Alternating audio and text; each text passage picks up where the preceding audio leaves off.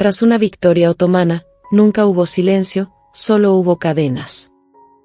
Cuando se asentaba el polvo, los soldados yacían muertos o atados, pero la verdadera pesadilla apenas comenzaba para sus esposas.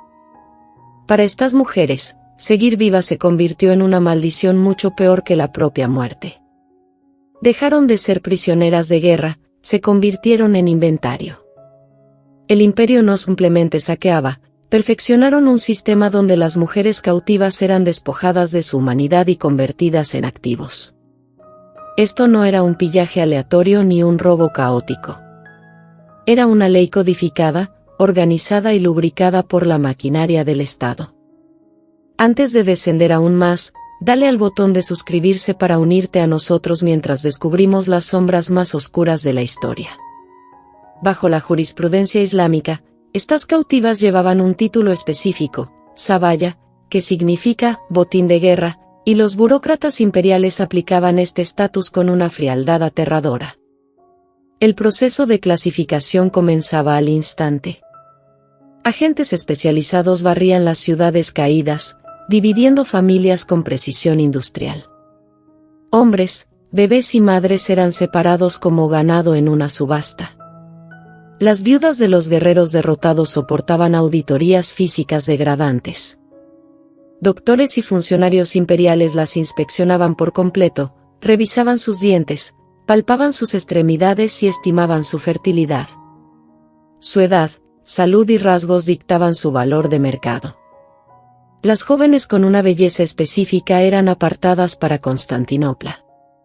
Las mujeres mayores eran condenadas a trabajos forzados o arrojadas al olvido. Era una industria construida sobre la vergüenza. Una mujer noble, que alguna vez inspiró respeto, ahora era tratada como res. Su cuerpo era manoseado en las plazas públicas. Su valor se gritaba en voz alta como si fuera una etiqueta de precio. El terror solo se profundizaba durante el viaje. Largas filas de cautivas, encadenadas unas a otras, marchaban durante semanas enteras. Muchas colapsaban por el hambre o la fatiga, abandonadas para pudrirse al borde del camino. Otras eran empacadas en carretas como costales de trigo. El simple hecho de llegar vivas a los mercados de esclavos ya era una hazaña de resistencia. Sin embargo, lo que les esperaba allí era infinitamente peor. Los mercados de esclavos otomanos no eran callejones ocultos ni criminales. Eran instituciones gubernamentales, reguladas y gravadas con impuestos. En ciudades como Constantinopla, Bursa y Ankara, las mujeres se paraban para inspección bajo la mirada lasciva de posibles dueños. Los compradores podían tocar, analizar y probar antes de ofertar. Las habilidades domésticas de una mujer se exhibían como herramientas en un mostrador: coser, tejer, cocinar. Si fallaba en impresionar, era golpeada o rebajada de precio. La dignidad se había desvanecido por completo. La humillación era el objetivo. Las cautivas eran forzadas a fingir felicidad, a mostrar obediencia, actuando como si aceptaran esta condena. Detrás de ellas, los escribas registraban cada detalle. Nombres, orígenes, edades, precios. Estos libros de contabilidad de la tragedia llenaban los archivos imperiales. Las cautivas más deslumbrantes enfrentaban el futuro más sombrío. Eran canalizadas directamente a los harenes imperiales. Olvida los cuentos de hadas modernos de seda, lujo y romance. El harén era una jaula de oro, una prisión disfrazada de riqueza. Dentro del palacio de Topkapi, miles de mujeres de tierras conquistadas eran confinadas, compitiendo por sobrevivir bajo la mirada de los guardias eunucos. El idioma, la religión y los nombres eran eliminados a la fuerza.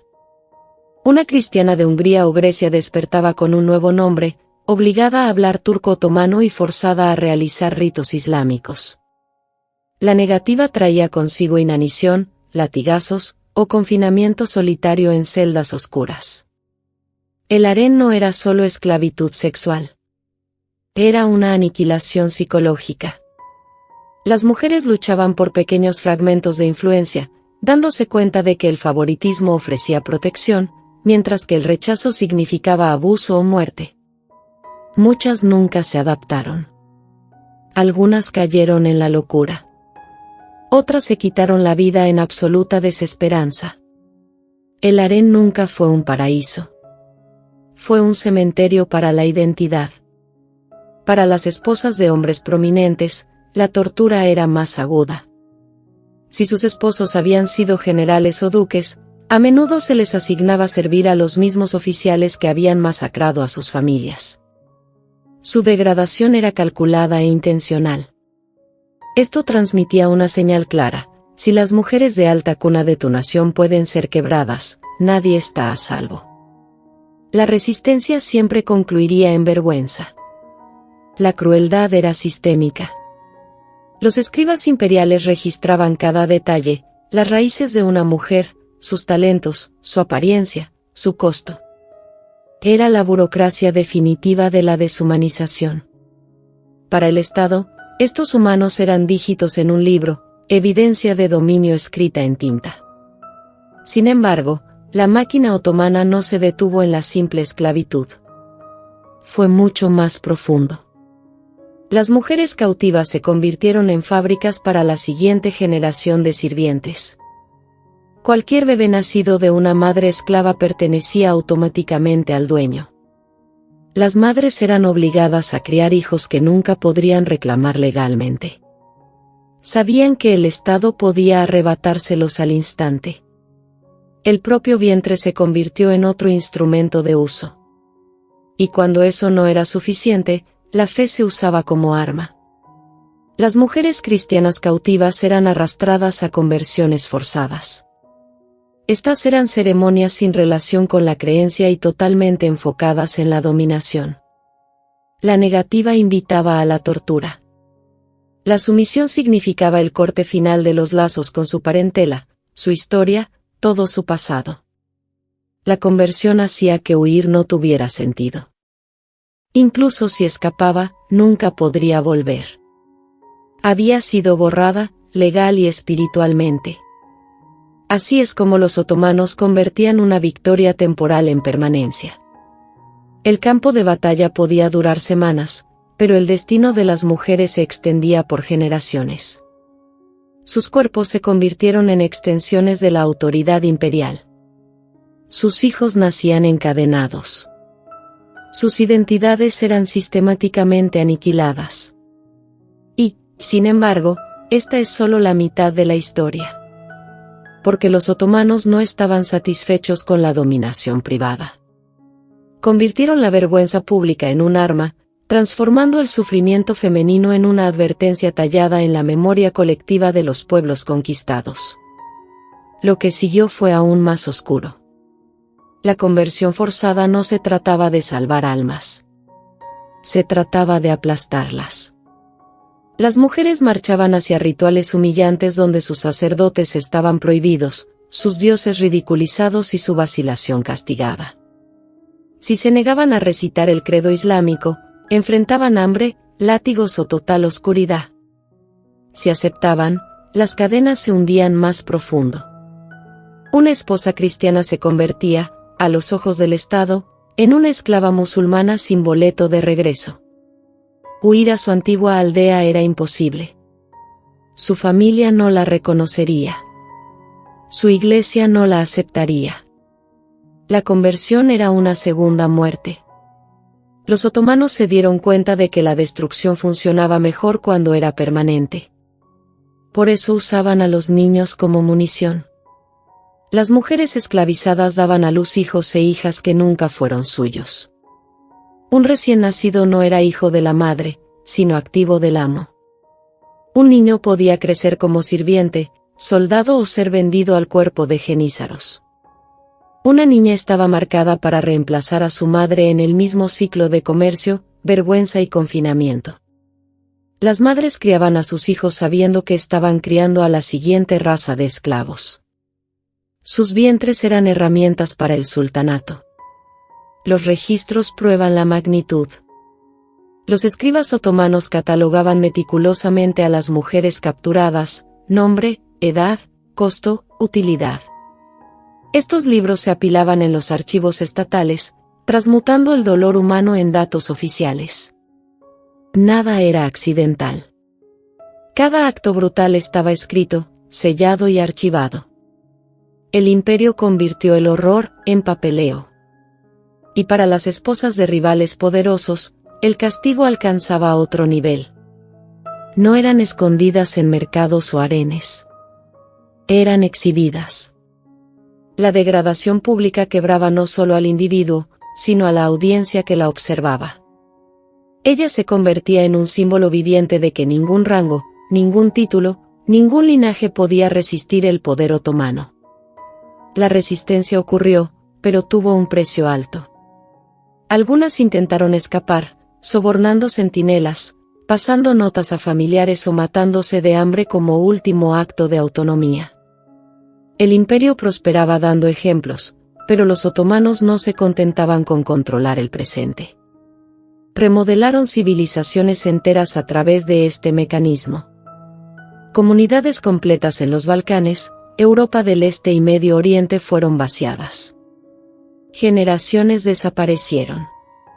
Las aldeas perdieron hijas, madres y esposas, deformando permanentemente el equilibrio demográfico. Esto era guerra por eliminación. Las cicatrices perduraron durante siglos.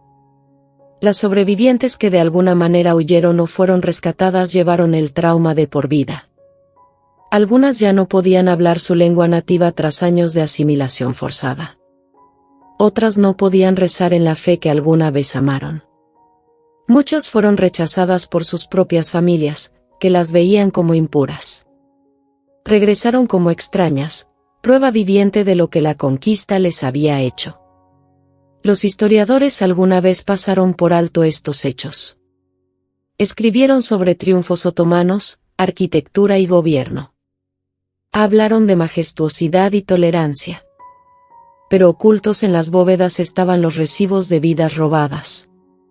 Libros de contabilidad llenos del dolor de mujeres cuyos nombres fueron borrados. Durante eras, sus voces fueron silenciadas, enterradas bajo mitos imperiales.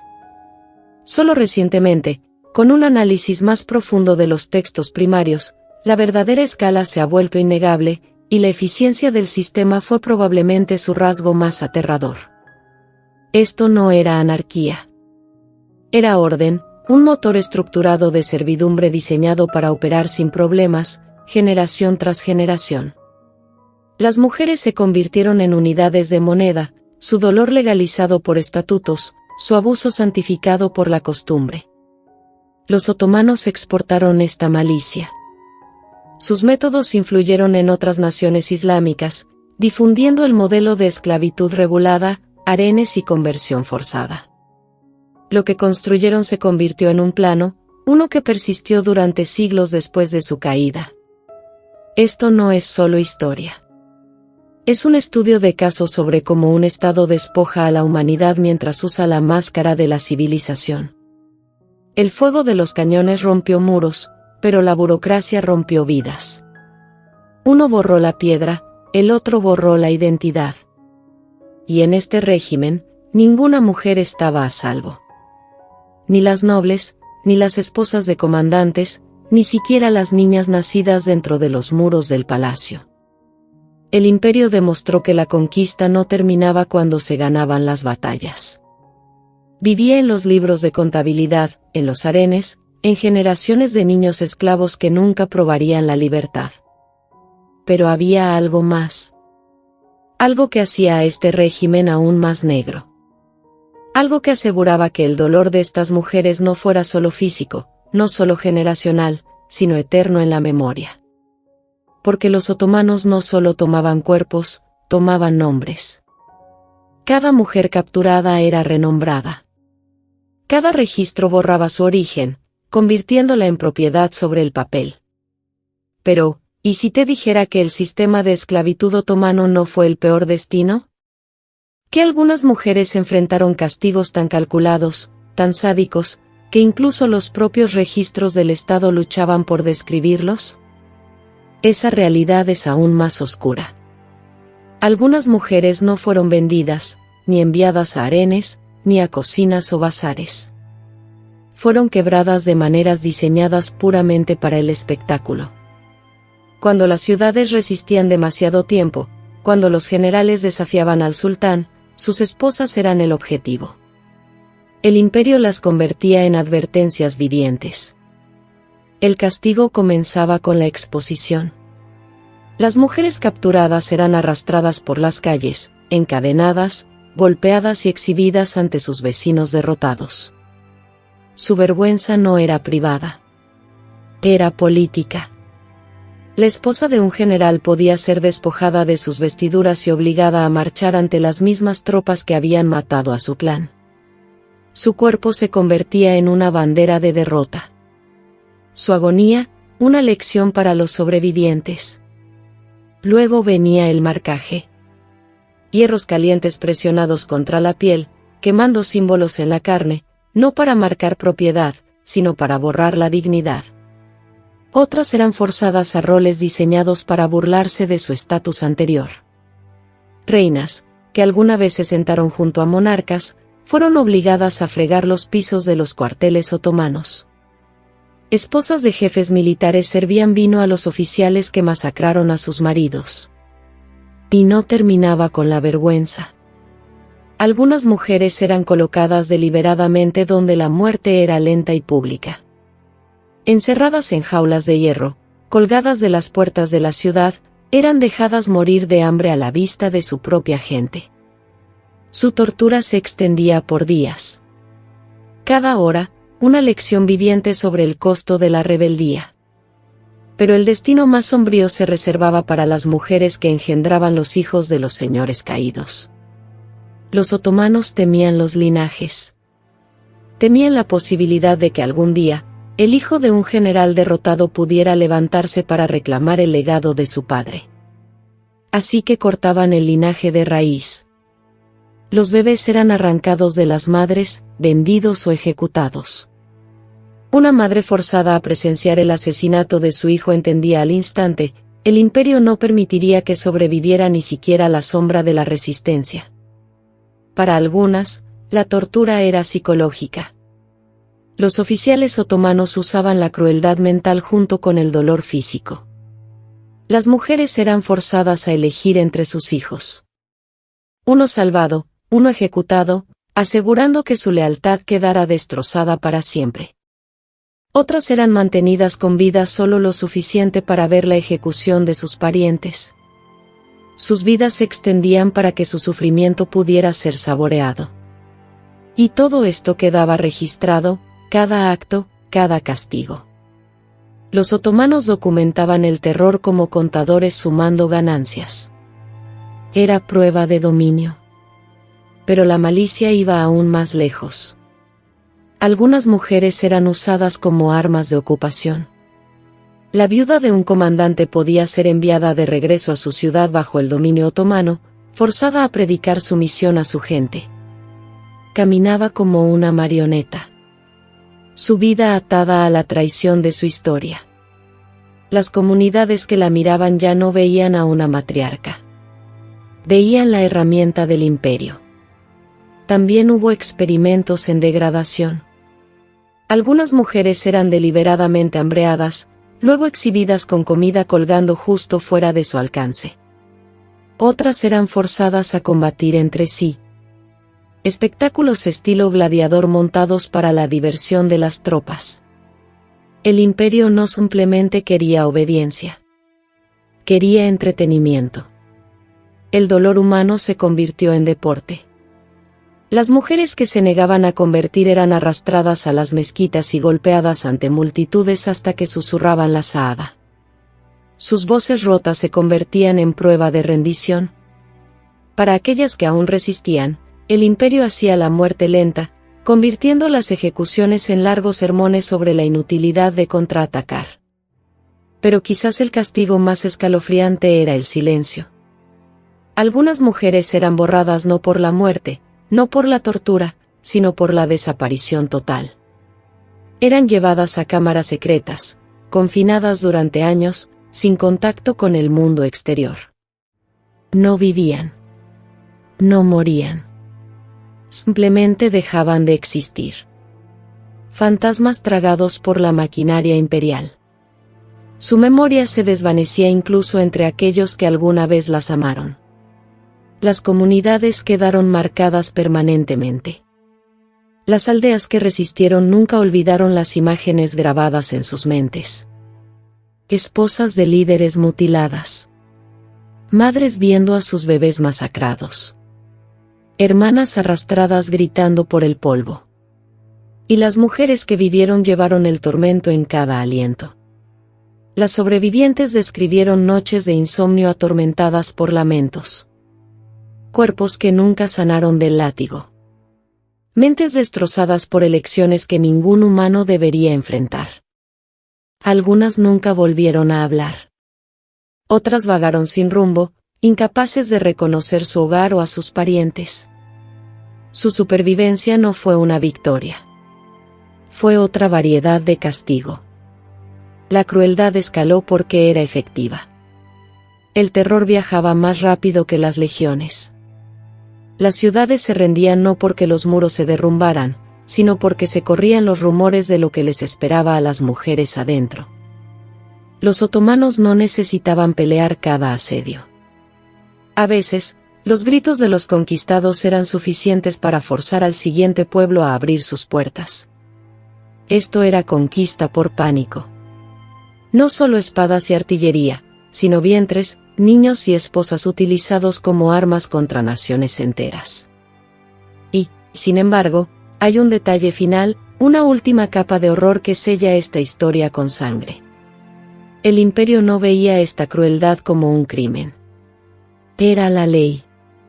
Cada acto, marcaje, vergüenza, conversión forzada, esclavitud, estaba legitimado a través de la doctrina y la burocracia. Jueces, escribas y funcionarios bendecían la agonía. El sistema no era violencia descontrolada. Era sancionado, organizado, legal, lo que significa que la destrucción de estas mujeres no fue solo tolerada. Fue celebrada como orden, como civilización, como imperio. Y es por eso que la historia no termina en el siglo XVI. Resuena. Hace eco. Porque una vez que un sistema demuestra que la dominación absoluta puede disfrazarse de justicia, sienta un precedente. Otros observaron, otros copiaron.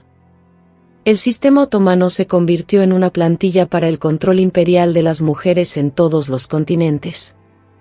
Las esposas de los guerreros derrotados no fueron solo víctimas de una sola guerra. Fueron el cimiento de un legado de explotación que la sobrevivió, replicado una y otra vez a través de las eras. Y, sin embargo, todavía hay una pregunta que la historia nunca responde por completo. ¿Qué fue de las que fueron borradas? Las mujeres que se desvanecieron en el silencio, en los archivos, en tumbas sin nombre. Sus historias no están escritas. Sus destinos son desconocidos. Lo que significa que la verdad más oscura de todas puede ser la que nunca descubriremos. Y es por esto que la historia de lo que los otomanos hicieron a las esposas de los guerreros derrotados todavía resuena. No por cómo vivieron, sino por cuán completamente fueron borradas. Por favor, dale me gusta a este video si aprendiste algo nuevo, y deja saber a Monjas Secretas tus opiniones aquí abajo.